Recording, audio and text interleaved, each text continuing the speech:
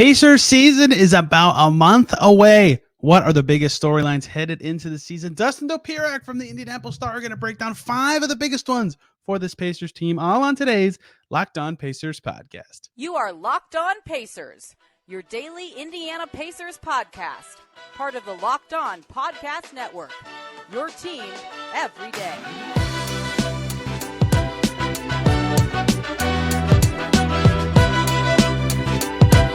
What's up, everybody? Happy Wednesday, and welcome into another edition of the Locked On Pacers podcast, where we, of course, talk about the Indiana Pacers. As always, my name's Tony East. I cover the team for Forbes and SI, and today it's storylines time. As we heat up the coverage here on Locked On Pacers heading into the 2023-24 season, we're back to every day, and I want to dig into some of the biggest storylines surrounding the team heading into the season, starting with, well, a bunch of things. A lot of talk about Bennedict Mathurin and Tyrese Halliburton today. And joining me to do that is Dustin Dopirak from the Indianapolis Star, one of the lovely people on the beat covering this team. We get into a lot of stuff. Mathurin, Tyrese Halliburton. Will anyone step up? The balance of defense and offense, clarity, and everything you need to know about this Pacers team heading into the season. In the middle, we had some tech issues. So you will see on your screen a switch from the normal recording software I use to Zoom. Sorry about that, but hopefully it still sounds great and you get lovely information from Dustin and I.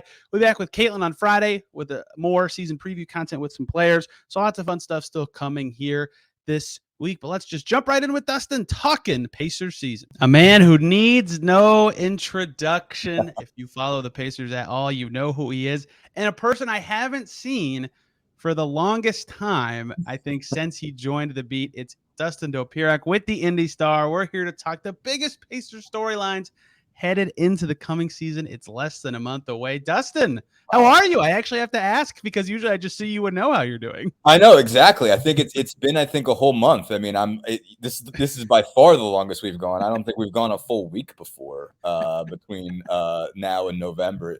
I mean, you seem like you've got more going on. You got a house, you got the whole bit. Your whole world's changed, man. Like, it has. The fever season's over. I moved, so it's like, what do I do now? I just unpack stuff. My entire wall decor right now is a giant Mad Ants blanket from a team that's not even in that city anymore. So, and I broke the number one rule of podcasting, asking how are you, but I actually need to this time.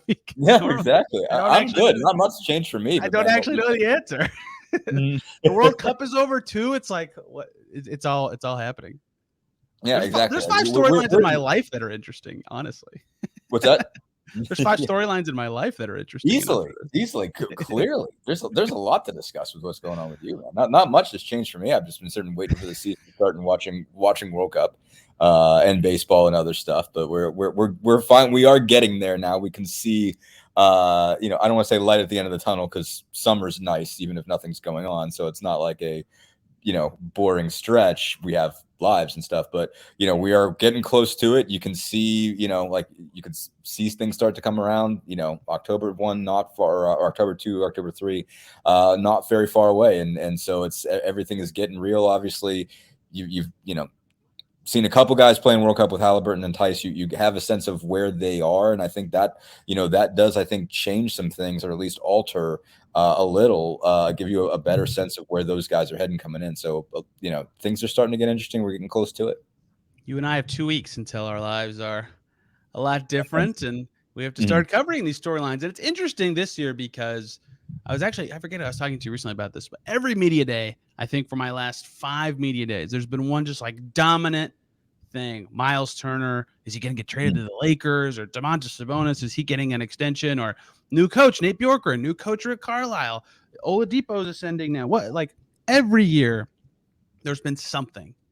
And this year I'm like, there's a lot of somethings, but they're a lot less important than the somethings from last year. So it's a really interesting time where the team's kind of at this intersection of its future, but there's not that dominating thing hanging over the team like there has been in past years. Yeah, no, that's a really good point. There's nothing pressing in the sense of, man, they've got to figure this out, or this is just, like you said, this sort of Damocles sort of thing that's hanging over everybody. And where, is this guy going to get traded? When is he going to get traded? Where are they in this sort of rebuilding standpoint, and who still needs to go? There's still certain guys, obviously, that can move in the not too distant future, obviously, but we're not talking about a Turner or at least immediately a Buddy Hield, even though obviously there's a not small chance he moves, sometime this season, maybe at the deadline, depending on where they are, with him having an expiring contract and some other guys having expiring contracts. But it's not something that's that huge. That's the only thing that anybody's going to want to talk about when they see somebody. But there is a lot of, I think, more intricate and more interesting stuff. It is, I think, evidence that they are moving towards something, that there is momentum towards building, as opposed to still being in that figuring out who's going to be here place. Again, you don't know who all is going to be on the next great Pacers team or even the next Pacers playoff team, but you're starting to see the building of a style, the building of a core, a few guys who have been identified as these are our guys, and these guys are going to be a piece of this. There's stuff going on in the periphery, but again, there is nothing like that that's like, okay, this is the story that everybody's got to talk about on the first day of camp. Yeah, for sure. That's fascinating. Usually I know like 10 of the questions that are coming on media day. I don't this year. And I'm already prepared to get annoyed, and all these people comment, why do you keep talking about Buddy Hield trades? Well, you just said it. His contract's expiring. You have to think about it. Same reason we talked about it with Miles for eons and eons on over last year. All right, first thing I want to get to as I look forward to this 2023-24 Pacers season, I want to talk not a lot. I want to talk about Bennedict Mathurin, because I think his general season will answer a lot of questions about what the Pacers' next steps sort of look like. Does he ascend as a shooter or not? Does he ascend as a passer or not? Does his fit with Tyrese Haliburton become very clear, or does it still look like it's going to be rocky? A lot of things about this season are going to be about Bennedict Mathurin to me, because he's kind of the guy who I think most view it this way, maybe even the Pacers view it this way, has the second best chance, behind Tyrese, of course, of being a dude and like a very good dude on a very good team. And if he can't take those steps forward where it looks obvious after year two, sure, he's still going to be a good player. Like it's not like a problem, but it does kind of change the way they scope what they need, or how they assess how much talent they still need heading into when Halliburton's deal kicks in and their salaries change significantly. So to me, a lot of this season is about his growth, Benedict, Ben Shepherd, someone else now, Benedict, his growth in skill and his growth in fit with Tyrese Haliburton, because that dictates a lot of what the coming summers and trade deadlines will look like. Yeah, no, agreed 100%. I think if you're going to compete to win the East at some point, if you're going to be in that discussion, you have to have high level talent.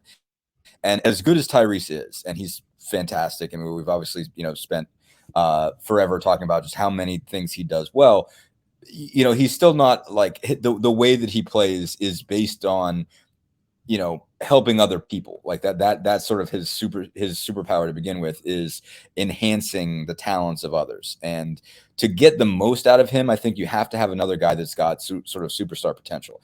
You can spread the ball around, and there's a value there, but I think you want at least one. You want one guy who's in that all-star tier, who's in that all-star or fringe all-NBA tier.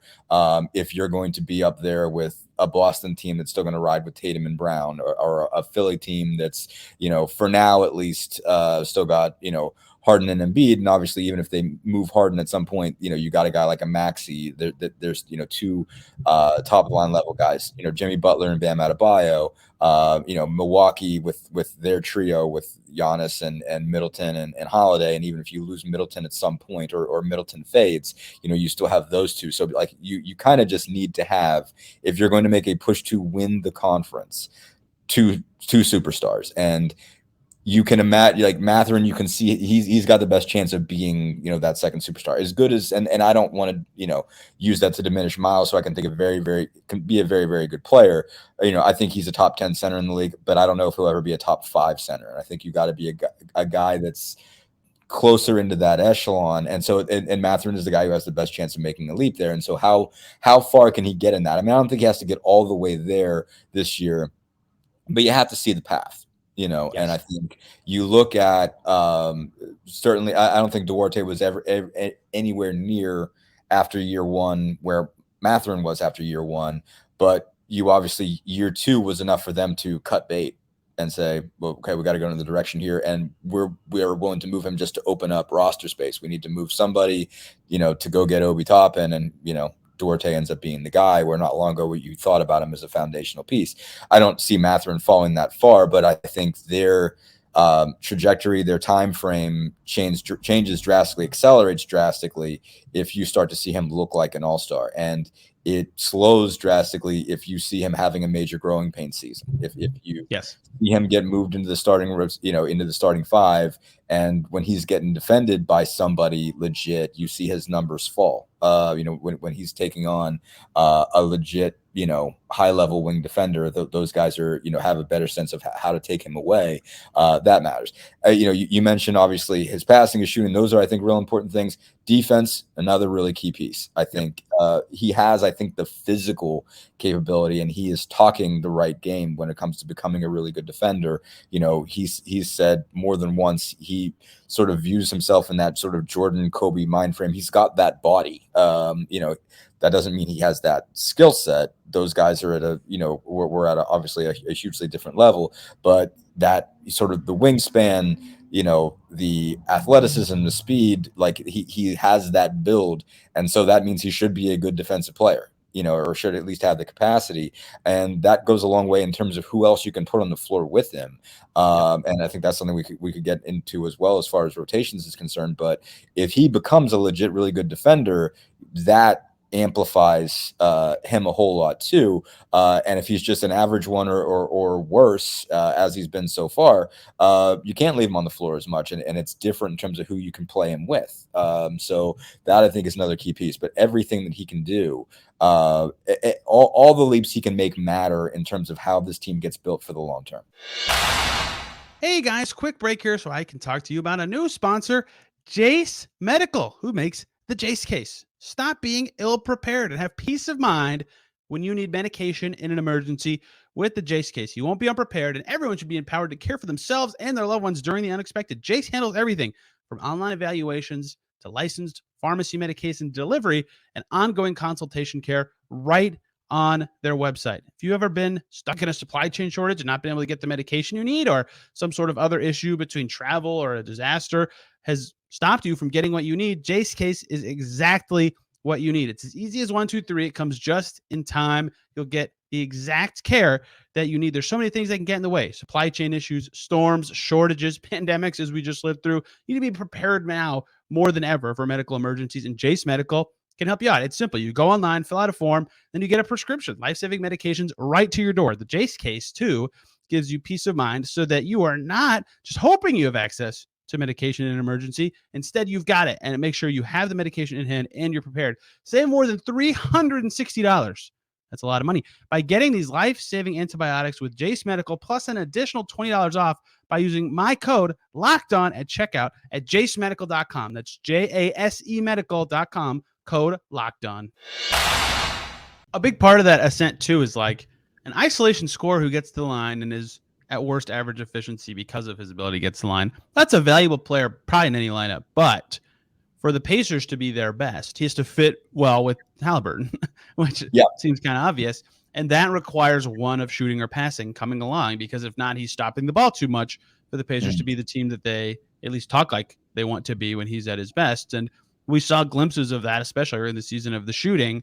The passing's never been there. Chad Buchanan mentioned it on a Summer League broadcast. It's come up offhand from several other Pacers figures. JP talked about it, Pargo, their Summer League coach. So any one skill growth that makes me think, okay, I have no doubts him and Halliburton can be additive to each other. Like they're not like subtracting, they're not hurting each other or getting in each other's way, but where they can complement each other, I think would be significant, even if he's not going to be an all-star level dude, just because at least he can fit with this Pacers team going forward. Dustin, give me a second big storyline for this Pacers team this year. Well, the other guy we're talking about, Ty, obviously. That he's obviously been especially among returning guys, the center of, the Pacers offseason. And he wasn't moving at all, but he just got paid for one thing. And then you got to watch him in FIBA. And I think it's just a question of what all does he bring back with him? What are all sort of the lessons of this offseason for him?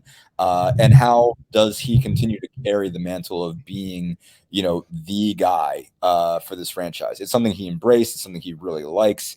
It was looking forward to that opportunity, and he got to be that guy for a season. Now he's done an off season. Now he's going to go into next year with everybody sort of keying on him. Whoever the Pacers play is going to make him the first guy on the scouting report. Not that he wasn't already, but I mean, there is going to be more film on him, more sense of what he does, a better sense of what you might have to take away, and just what he's trying to do. And he's going to have to, he's going to have to carry that again, as he was at the end of the last season, or really from the midpoint of last season. He's going to be the guy who, gets the ball in his hand and, is going to be asked to make a lot of plays in isolation down the stretch to try to win games, as he did last year. I think it's going to be interesting. What did he learn from FIBA? What did he take from that? Obviously, he made a real point to be a facilitator, and that's what he's always been. That's sort of key within his DNA. What did he take from the international game? From that experience, he's always been a great leader. Are there more things that he can add in terms of creating chemistry? What has he done to be a better defender? I mean, that was something he obviously went into the offseason saying, I want to feel like I got to be physically stronger to be a better defender. How far did he come in that regard? I mean, I think I saw some improvement from him, in FIBA. I think you still, Agreed. you saw some, you continue to see some really good stuff off the ball. And, I think, you really do have to appreciate how good he is as an instinctual defender, getting in passing lanes, getting his hand on the ball. But he has struggled when it comes to just staying in front of your guy. When you're isolated or when someone's coming to set a ball screen on you, can you get through that? I mean, obviously a big key shot that Germany hit to beat the U.S. came because Halliburton, Tyrese got trapped on a screen, at the top of the key, and Ops got all the way to that corner, and Tyrese overran the ball fake and slipped, and there was that key wide open three, and that's really the shot that buried the U.S. in that game. So it's what kind of things did he pick up there? And it all comes back to how ready is he to be, a real superstar in the league. And I don't mean that to conjure up the discussion of the fake or wannabe all-star. I don't, I'm not putting it that way. I'm not Wally Zerbiak here. Obviously he's going to have a tremendously productive season. It's a question of what kind of leaps can he take and how can he lift everybody up? He's got all the DNA, all the mindset for that, but there are some things obviously he could do to take it a step further. Certainly health is going to be a thing. Last year, obviously some of those games he didn't play at the end were just to shut him down and take it easy and get in developmental mode in the last 10 games or so of the year. But, can he get, if he gets a 75 game season as opposed to a 56 game season, obviously that makes a huge difference for these guys. So I think a lot of it is just what did Tyrese take from the whole of this offseason, from the on-court stuff with FIBA, from the off-court stuff, and from just everything he took in, from the weight of getting paid a whole heck of a lot. How does he do all that? I know it's weird to say the weight of getting paid. Grant us all of that weight so that we might carry it. Bummer for him, huh? We'll take a briefcase or two to take it off your hands. But yeah, just there is still what it comes down to when you're getting paid, enough to buy an island nation. Like there is this understanding that you have to earn that basically, and that you need to operate as a guy that's that big of a deal. And so Tyrese taking on all that. I think he's well built for it. And so I don't say any of that predicting that it's going to be his downfall, but it is still it's a big deal. It's a big thing to watch, and it's a key storyline of just, him getting into that phase of his career at 23. As someone who knows that, and this, we've talked to him a lot, that Tyrese holds every little thing as this petty thing that he can use his revenge. I wonder if he's going to write Andreas Obst's name on his arm or something to remember that defensive moment as he tries to take steps forward. He was awesome in that game, man. He had 24 points. Yeah, he was. He really was. I agree with all of what you just said. And to sum up how I would kind of think about it with Halliburton, I think he could be a key leader and player on a championship team, one of the best players on one of those teams. Is he the guy or a guy, if that makes any sense? That feels like it's diminishing him because he's really good. Calling him a guy is definitely underrating how good he is, but just if he takes a step forward to the point where okay, this team has conference final ceiling with him as the best player, that is significant. And like, to me, it's even, he creates so many of his own shots. Like, just being a little more selfish twice a game, and his scoring goes up, and it's still an efficient offensive play for the Pacers. Like, seeing how he grows in that way, since he had opportunities to be around stars, to have that sort of growth, to be in that sort of system, seeing his ascent is going to be huge for this team, because we could talk about all these young players, new additions, and maybe they'll all be better. Maybe they'll not something. Maybe their best player is just better, and then they're just a better team because of that alone. And he's only 23, so that is extremely on the table to me as an option of something that could happen in his growth life. I don't know what that would take. To me, it's just him being a tiny bit more selfish, which is weird to say, and I know that's totally against every instinct he has in basketball, but I think it might end up being better for the team, especially one that has some flux at his in terms of their growth spot. So we'll see where that goes. But yes, we nailed my top two, which was Mathurin's growth and Haliburton's ascent for the biggest stories for the Pacers this year. Yeah, no, I just to add to that, I mean, I think he obviously, his idea of, going and get his own shot versus, like trying to do well for others, reaches all the way back in his career. It was like literally, like I talked to his high school coaches, like they had debates, because sometimes be like, Tight, you're our best option. Like, you are definitely our best option to take that shot. Why are you passing it up? Why are you trying? And he would say, I feel like if I get this guy this little 10-foot jumper earlier, he's going to be this much better. But he has, in a lot of cases, known when to take the big shots. I think obviously when it comes to the fourth quarter, and oddly enough, like, he could be more selfish for the first three, maybe a little bit less in the fourth. In the sense of, it's not that he's selfish. It's just he feels like, okay, this is the time where the superstar's got to make the play, and he makes it in isolation. Where I think they can move it a little bit more. I think they could wait a little bit before they go 1-4 flat and just, Tyrese go make a play. I think they can do a little bit more, running plays and stuff like that, and maybe set some other guys up. But he is not obviously afraid of that moment. And it's just, get me the ball on the wing, and I'm going to cross over 3 or 4 times until I jab step enough and get just enough space to pull back and take this three. And it goes, and if it goes in, you win. If you don't, you lose. He's obviously been very clearly willing to do that. But it's just, there are probably times earlier in the game where it's like, go get yours rather than trying to set this guy up a little bit more.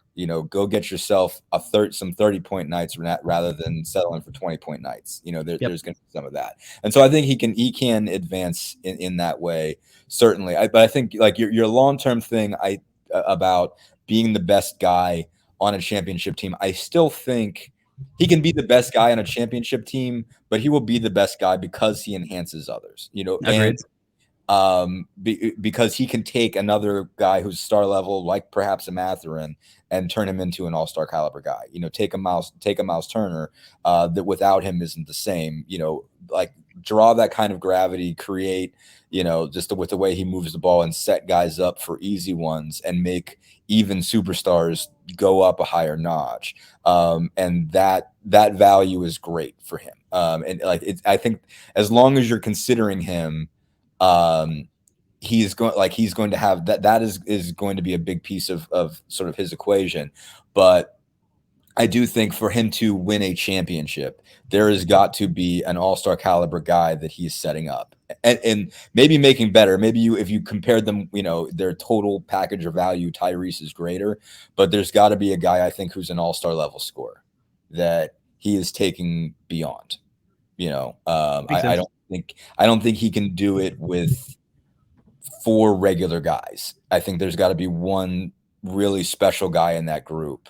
Again, that he will make better, that wouldn't be the same without him, but there needs to be a guy that's that high up already, and he takes him to the next level. One more break here, guys, so I can talk to you about the great people over at FanDuel. The NFL has begun. The Colts had a fun but losing effort in week 1, as usual. Get ready for the rest of the NFL season with the incredible offers from FanDuel, America's #1 sportsbook. Right now, new customers over on FanDuel can bet $5 and get $200 in bonus bets guaranteed. Wow, that's nice. Plus, all customers who bet $5 will get $100 off NFL Sunday Ticket from YouTube and YouTube TV. Now is the best time to join FanDuel. The app is easy to use. You can bet on everything, your favorites, your player props, your parlays, your spreads, and more. So visit FanDuel.com/LockedOn and kick off the NFL season with an offer you will not want to miss at FanDuel, an official partner of the NFL. Agreed. Looking forward to covering Tyrese Halliburton potentially being better. What that will mean for talk about something we haven't seen in a while. It's like, okay, like we're used to bothering all the time. Like we got new questions for Ty now. We feel like we haven't seen him. I never have new material for him. I know it's been a while since we've had new things to ask. Like now we do for the first time in a while. Storyline number 3 for me. I'm just gonna call it clarity for big picture. Last year, a lot of this stuff, Caitlin Cooper was the first person I heard use this term. I used it a lot. Discovery or fact finding, right? Like who's good, who's not, what makes sense as our young core grows was the thought before the season. Then they were good. And so that kind of pivoted a bit to like winning and sliding guys into positions for wins. And then they pivoted to what they are now. So this year, they clearly want to win more and be in the mix for the playoffs and in that play-in spot. That's great. At the same time, Toppin's young, Tyrese Halliburton's young, Ben Matherin's young, Andrew Nembhard's young, Aaron Nesmith is young, Jarris Walker is young. All those guys are going to be in the rotation, right? So there is, or at least Nesmith's on the fence, but I would guess yes. So like that's somehow. Right. So that's a teetering line of you want to be good. You have young guys to discover. So I say clarity to say 2 things. One, what does this rotation actually look like? How do the Pacers define who their best guys are while also still developing this clearly young team that they have assembled? Towing those 2 paths at the same time is very hard. I ask every single team ever that has tried to do it. So clarity part 1 is figuring out who should and shouldn't play and what that looks like for your goals. I guess the clarity number 1 thing would be what your goals are. And number 2 is clarity on who they value, right? Who's the backup 5? Who is it? Tice clearly looks like the second best one, had a strong summer, but he also was this good before. He was just hurt last year, and they play really fast, and he plays better slow. Or is it a young guy? The backup point guard. Who is it? Who is it? Who's starting at the 4? Right? A lot of clarity about who they value and what it means for this team long term. I think is going to be determined kind of early in the season with the rotation, but also with how guys play. And I think that's a big storyline because after this year, they're running out of time of cap space to really form their team. So getting all those clarity answers now and getting your direction solidified is important. Right. And along with the cap issue and stuff, I thought that obviously going to have a lot less space once they actually have to pay Tyrese that money. If they win now, even on a moderate level, even if they're a play-in team or a playoff team, you're probably not getting, you've probably got your picks as far as, guys that are real, not even real game changers, but are, guys that you can look at and say that's a real cornerstone potential all-star type player. You can add pieces in this draft and next draft, and you've got some, numbers there as far as, total picks. But, this team's not going to pick. I presume this team's not picking 8th. I presume this. Again, you mean, yeah.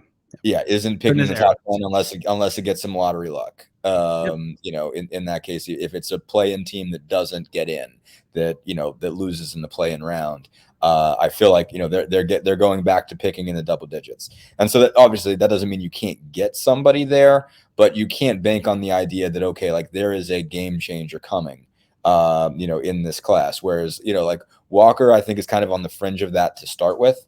I think he's going to be a really good player. I don't mean that to diminish him, but like I don't know that he's a guy that you ever imagine averaging 25 a game. As far as just being a guy in that capacity, where Matherin is a guy that you could could conceivably imagine that. So it is saying, okay, these are probably going to be your core pieces. Maybe you add another 1 or 2 in upcoming drafts that are pretty good, but at least guys that you're going to get organically probably have your best players, the guys that are going to be the kind of top line guys.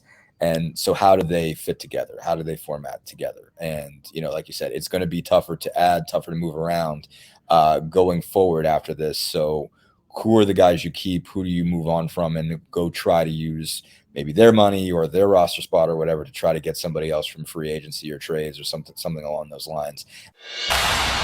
Yeah, agreed. And we'll see how the vets figure into all that too, if they value any of them more than young guys. And I think they might because they're trying to win, and it will be telling to see how Carlisle and Pritchard and co kind of get their clarity and figure out what they want this next summer. Hope everybody can see that we just switched to Zoom because technology is the worst. But on It Zoom, is. Dustin, give me one more from you.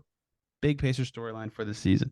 I mean, it fits in, kind of folds in with, the discussion of clarity. I mean, I think with the additions they made, adding Bruce Brown, Obi Toppin, obviously drafting Jarace Walker and Ben Shepherd, there was they clearly addressed the defensive issue. But what I would say they have now that is, I think, a big storyline for this season is I would say that their best offensive five and their best defensive five are drastically different. And the only one I would say that belongs on both of those is Miles Turner. I think he's their best offensive center, their best defensive center. But at every other position, I think you could argue that you have a best offensive guy and a best defensive guy. I think that sorry, my dog has thoughts on this. At point guard, I think you obviously have Tyrese Halliburton as your best offensive option, where Andrew Nembhard and TJ McConnell are arguably both better defensive options.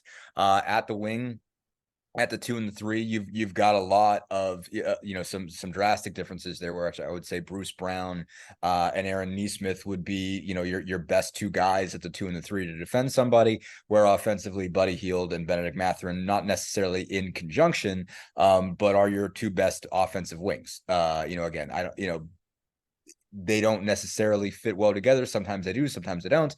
But Buddy Hield's your best shooter. Benedict Mathurin's probably might be your best all-around scorer. At the 4, at some point, Jarace Walker is going to be a better defensive player than Obi Toppin is. Whether he's that right now is a different question, obviously, because he's just going to be joining the league. But I think you saw, obviously, the not even the raw material, but who he is as a defensive player. When he gets his feet set in the league, he's going to be a pretty good defender. I think it's right now. Yeah, he probably is.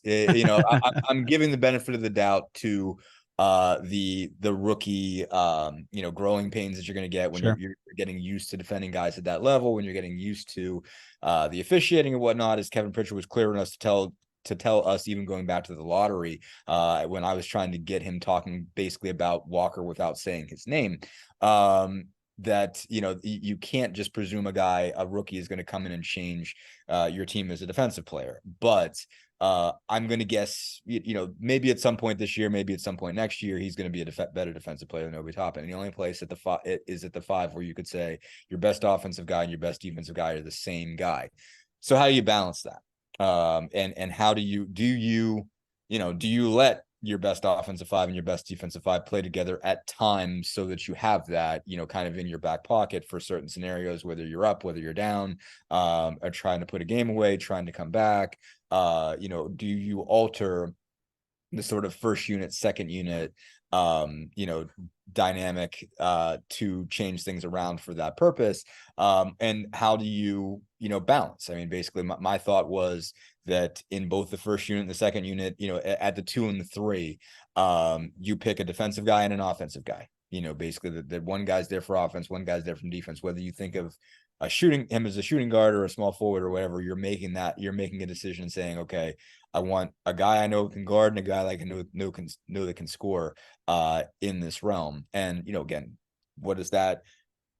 When you make those decisions, what does that mean for the Nembhard-McConnell deal at point? Do you still get Nembhard some kind of reps at the 2 so you can get McConnell some work, because you obviously saw that he's still an effective basketball player, and can still defend guys, can still get you steals in the backcourt, and can still get you buckets, which I think, he had his best offensive season, I think, as a pro last year. So how do you make all those calls? I think is a big piece, because you have to get better defensively.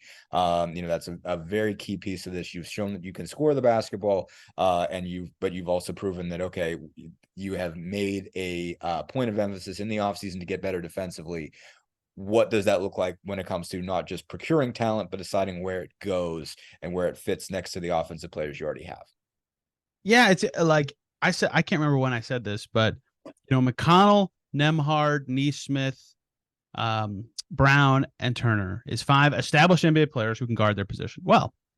That's great. And if you even wanted, you could throw Walker in for one of the point guards, and they did not have a defensive 5 close to that good last year, right? And that's a big step forward for their goals. The problem is that 5-man lineup kind of sucks. on offense. Can't score at all, right? You're It relying can, a lot it can on only some... kind of score. It's not a crew of guys who can't at all score the basketball. Sorry, I'm on the move here because the dog's got thoughts that she has to share with the rest of the neighborhood. But the yeah, I mean, there are, each of those guys can score a little, has some kind of offensive presence, but you don't necessarily look at it and say that, okay, that lineup's going to get you a bunch of buckets. You don't have a guy there that you say, well, that guy can be, your leading scorer can be a guy that's going to go get his in a scenario where everything else breaks down. There's nobody there, maybe Bruce Brown a little. Bruce Brown had some moments in the Nuggets title run where he did something like that. In a second unit scenario, basically in an off the bench scenario where he might have been defended by a guy who wasn't a starter. He can do that on occasion, but I don't know that you're putting him in for extended stretches and say, Bruce, go find a way, go save us. I don't know that he's a guy you put in that scenario, but yeah, exactly. It's not a truly horrendous offensive lineup. I have seen worse because I've covered college basketball. But I've seen no comment. Seen lineups of 5 guys who cannot put the ball in the bucket at all. But it's still at an NBA level, you don't look at that and say that's a high efficiency offensive team. But you have it is, I think it is an important step that you can put out a defensive lineup that can, do at least a pretty good job of locking somebody down. But I don't know that, but yeah, it's just that dichotomy of having, very disparate talents when it comes to offense and defense is something they're going to have to work through. Is a lot of questions they have to answer for themselves. Yes, I too remember the first 2 years of the Tom Crean era. Yes. What was it? How many they went? What they win? 7 games, 8 games in his first season? It was 6, I think, the first year. I wasn't on the beat the first year, but prior to that, I was 6, covering right. James Madison, so I knew. When my guy Chris Corman took over the beat before he hired me, I was covering JMU at the time, and I'm like, oh, you're covering a 6-win team. I've done that before. Let me tell you what that's like. It is something.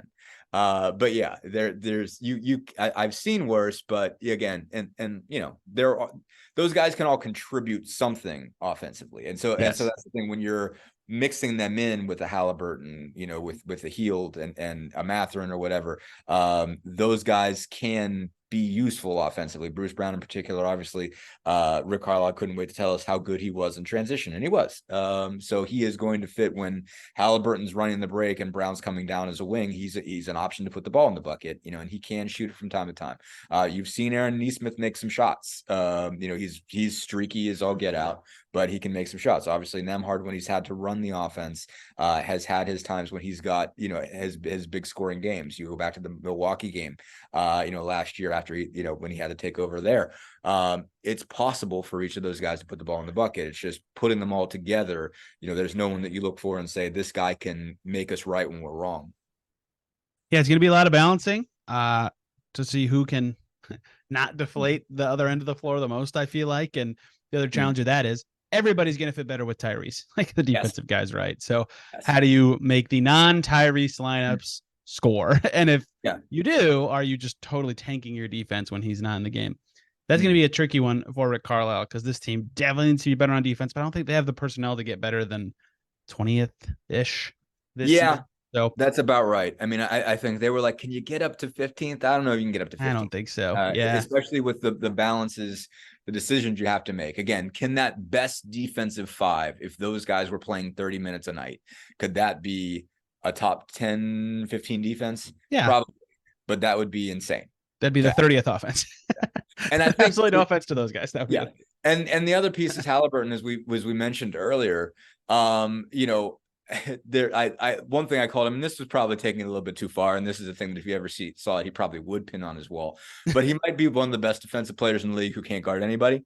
And I like it. It makes sense. Because his ball hawking ability is actually elite. He reads the game very well. He reads it phenomenally well. And, I thought there was a block he made, and I can't remember if it was a showcase game or a group play game, where, basically he came off a screen and then just sprinted first shot, knocked it up in the air. And I think that might have Greece in the first group stage. Yeah. Yeah. I mean, it was, he just made a terrific read on that ball, got his hand up, forced a bad shot, got a piece of it, it turned into a layup on the break. And he did a lot of that. Again, he was top 5 in the league in steals last year. 1.6 per game is a really, really good number. So that's a valuable piece defensively. It's just, you can't put him on the other team's best scorer, at this point. Maybe someday he gets there, so I don't want to rule out the capacity for somebody improving. But right now, that's not a thing you're trying to do. So you have to then get a Bruce Brown or an Andrew Nembhard or an Aaron Nesmith or somebody on the floor that can take on those guys, that can at least slow down, the top players you're going to be dealing with. If you're putting Tyrese on LeBron James or, not Giannis, forget it. I mean, that's an entirely different story. But, I'm not thinking of centers here, a Kawhi Leonard, even a Paul George, Kevin Durant, a Devin Booker, and Jamal Murray, and Anthony Edwards.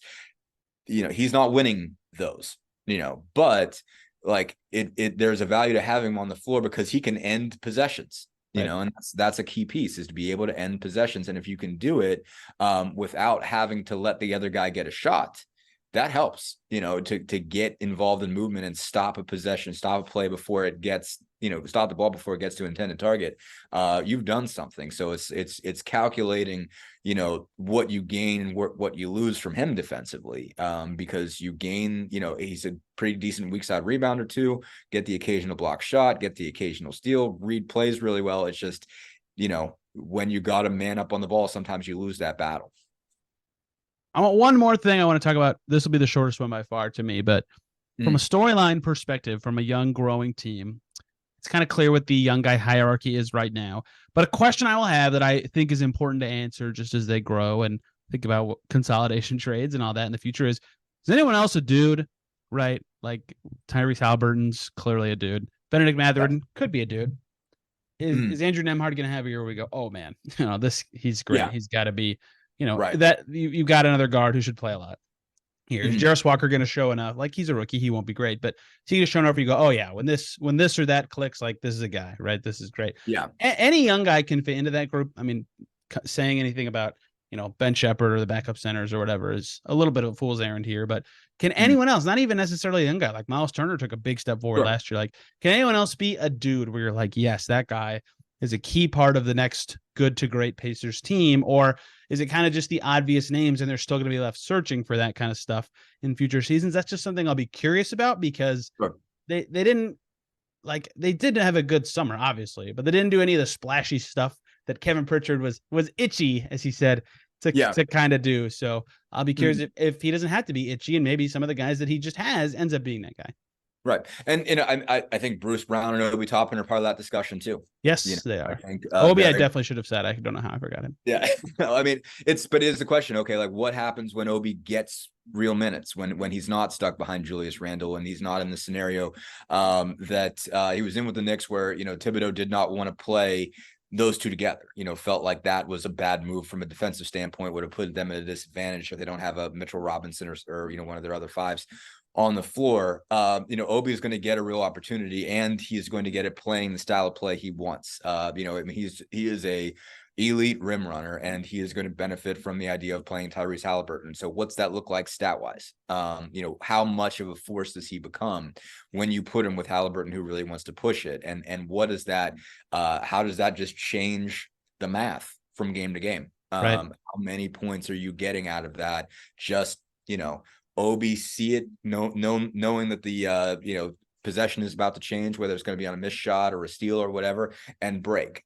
And that's his elite skill, is the ability to act like he's a tight end running the seam and just go, and you fling it up in the air, and Tyrese says, F it, Obi up there somewhere, and you connect, and that goes for a layup.